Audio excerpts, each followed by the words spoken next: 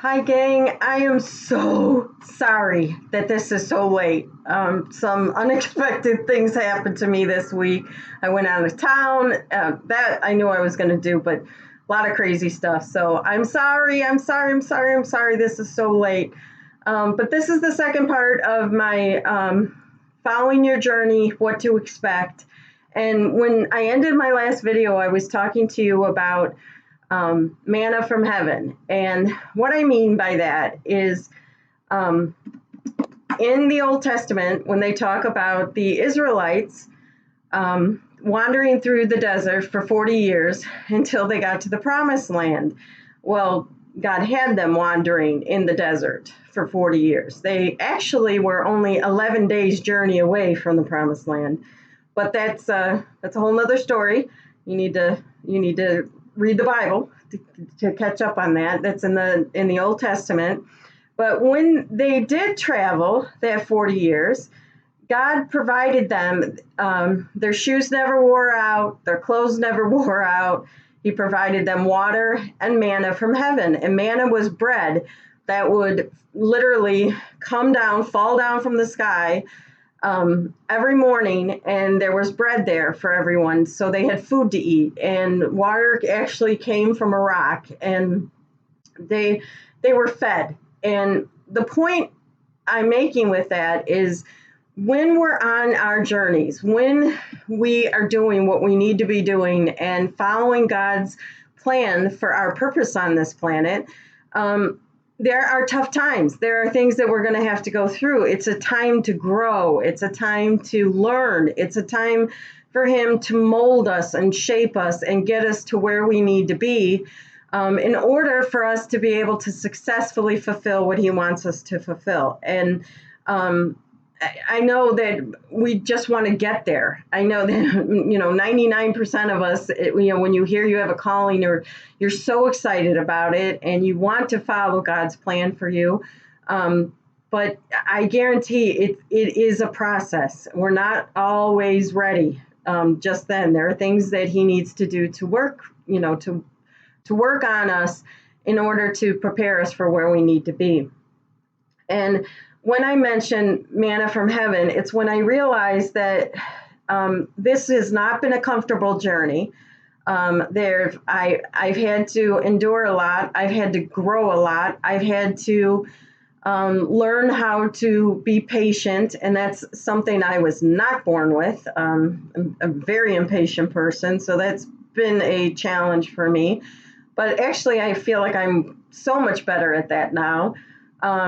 But God has given me manna from heaven. He's taking care of me. So even though it hasn't been comfortable the whole time, even though I had things that I worried about and feared, He got me through. He got me through. And honestly, the things that I greatly feared, or things that I didn't want to happen, some of them did happen. But it was okay at the end. I'll give you an example. I've explained before that financially things have been really rough for us since COVID, because I haven't been able to really contribute to the household at all anymore. But at the same time, one of my sons was going through a really difficult time, and he actually there was a possibility of him being evicted. And that scared me to death, because one of my personal greatest fears through my journey in life was being homeless, not having a place to live. It scared me to death. Now, I know that my son's in trouble financially, could be evicted. I can't help him because I don't have the finance. I could barely get by myself. So it was a very helpless feeling. And I would pray to God and ask Him, please, please, please, please, please don't let him be homeless. Please don't let him be homeless. So as I was praying that, in my mind, I'm thinking, okay, bless us with this provision that you are supposedly going to give me at some point, so that I can help the world, but at the same time, I can help my son. So I'm thinking all this and hoping that some windfall will come through, something huge, and I'll be able to take care of my issues as well as my son's. Well, this was months and months and months of this horrible fear in my head, and things just kept progressing and progressing and progressing to where it did not look good. It didn't look good for him. It wasn't look good for me. And so he ended up being evicted. And it was, I could have taken that. This is how I know I've grown. I could have become extremely bitter to God and angry with him for thinking in my head, I'm doing everything that you want me to do. I've prayed, I believed, I'm following the things that you want me to do in my journey. Why couldn't you do this for me? And, but, okay, so my son had nowhere to go, but he ended up getting a motel, and he's lived in this motel for a month, where he had a roof over his head. And I know that it sounds insane, but I feared so greatly that he would be evicted because he'd be homeless. Well, he was evicted. It was a huge, fear of mine, but he had a roof over his head. He has a good job, and he's able to afford the hotel that he was in, and he had a roof over his head. So I looked at it, and that's when this epiphany hit me that there's manna from heaven. My son has to go through this because he needs to learn. He has a lot of lessons that he needs to learn, and it's something that he's had to go through, but he's going through it at the same time. He's got to learn his lessons. And for me, it was this big wake up call that, okay, yeah, he did get evicted, but I still took care of him. I kept that roof over his head is what Jesus was saying to me. And it just made me realize that even all through the issues and stuff that my husband and I have been going through financially, my husband has been working nonstop overtime. So in that sense, my mortgage is paid. We're not behind on our mortgage. We're not, it's other things, but the main things, I'm not going to lose my house. I'm not going to, the horrible stuff isn't going to happen for me.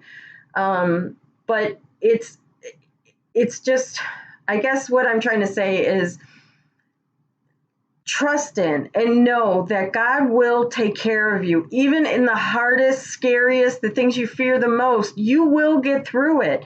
And the thing you fear the most might happen, but even if it does happen, it won't be as bad as what you think. I could rest knowing that my son had a roof over his head. I could rest knowing that at least he had a good car, and he still has a good job. So, with that being said, I think I passed that test. And part of the reason why I wasn't able to get back to you guys any quicker this week is because a miracle happened. My son, who has this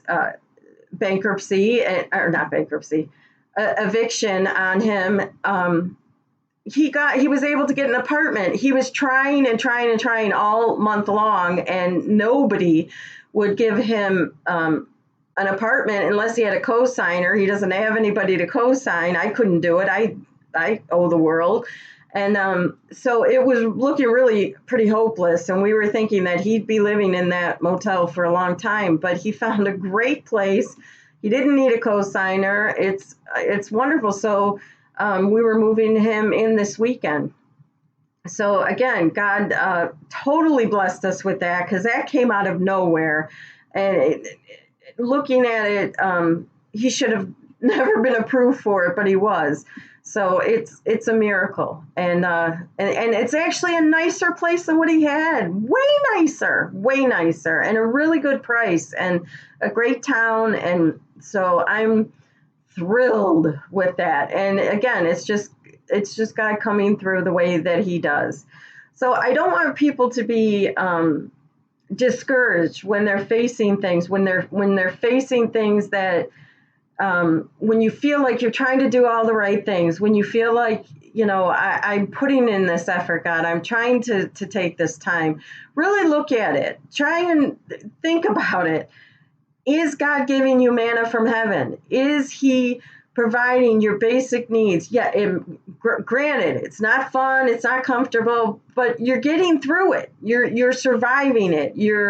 And are you learning from it? Really try to take, if something keeps coming up, if you keep having a reoccurring issue and a reoccurring problem, look at that. Pay attention to that. What is God trying to tell you through that issue?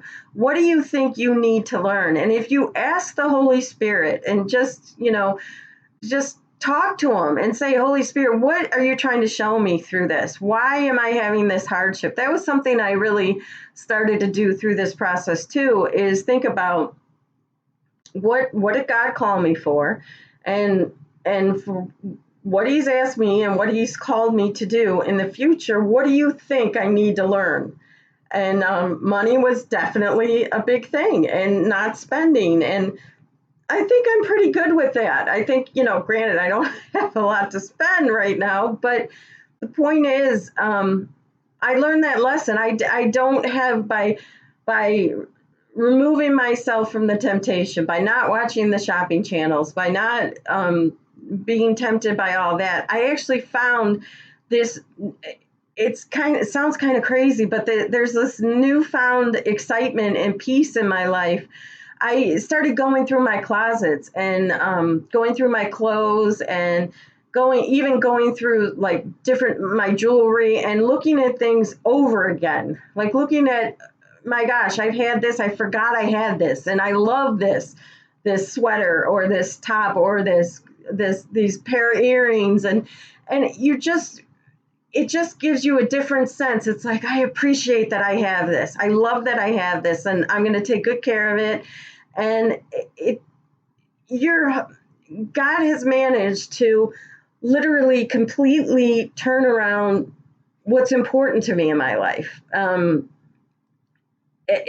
I find joy and comfort in just appreciating what I have and loving what I have and looking at it again. I think most of my life, I've always been looking ahead, looking if I got this and if I had that and if we lived here and if, I feel this way or that way. And I've never, never, never enjoyed anything that I had in the moment. Like when I mentioned to you before about when I would order something, like I'd order a ring, and then while I was waiting for it, I'd order 3 more because I lost the excitement for the ring I ordered and I hadn't even received it yet. That's the story of my life. I was just constantly trying to fill this void, and the void is your relationship with God, with Jesus. He put that there, and it just became so much more wonderful to wake up in the morning and to know that I'm going to sit with my cup of coffee and my Bible and feel inspired on where I think he wants me to read or where the Holy Spirit, is leading me to, and just listening, soaking it in.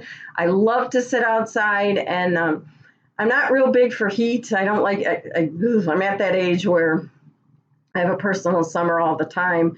But I sit in the shade. I have a really cozy lawn chair out there, and I love looking at clouds. I love clouds. I'm a cloud freak. I'm a weather freak. But I talk to Jesus. I talk to God as I sit there and enjoy the beauty of what he's given me. And there's just this peace and this newfound love I have for the world around me and the people around me and the things that I have, and appreciating what I have at this very moment. And if God decides to bless me with something even more or later, so be it. And if he doesn't, so be it. Everything's fine. And I'm grateful for it and grateful at the time. And I can smile and be happy and truly mean it. And I wouldn't have gotten any of that. I wouldn't have experienced any of that if God hasn't taken me on this journey.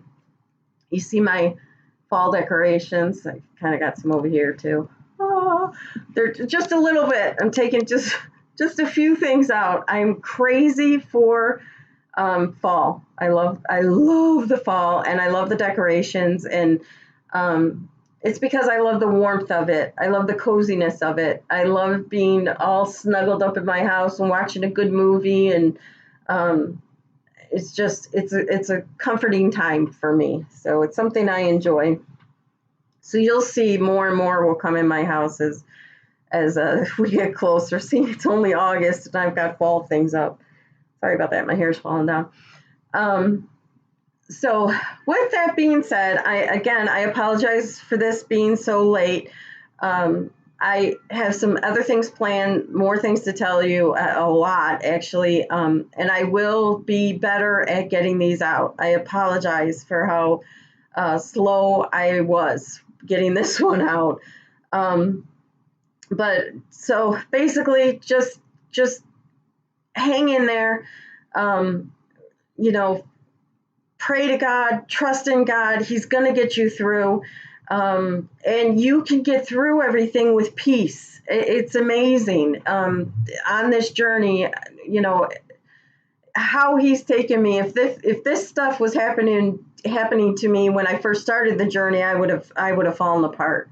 But he's gotten me really very strong and grateful and happy for where I am, even though on the outside it could look like I'm in a pretty dire place, but I'm not. I'm really not. I'm very blessed and very grateful. So you're all in my prayers. Again, I apologize that this is so late, and I'll get a new one out, Lord willing, in a day or two. So have a good night, guys, and God bless you, and you're all in my prayers. Thanks. Bye bye.